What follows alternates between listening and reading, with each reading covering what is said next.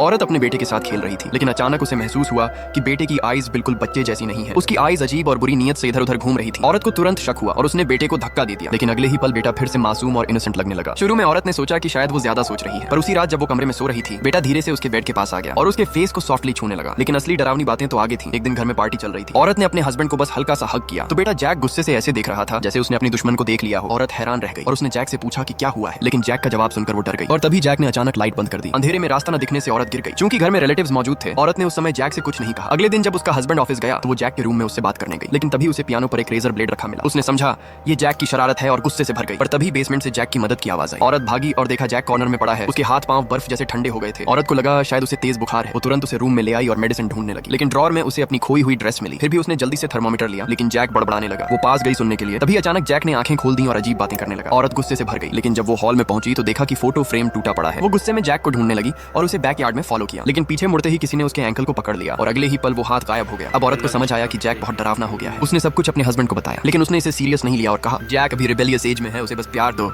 अगला भाग देखने के लिए कमेंट करें और चैनल को सब्सक्राइब करें।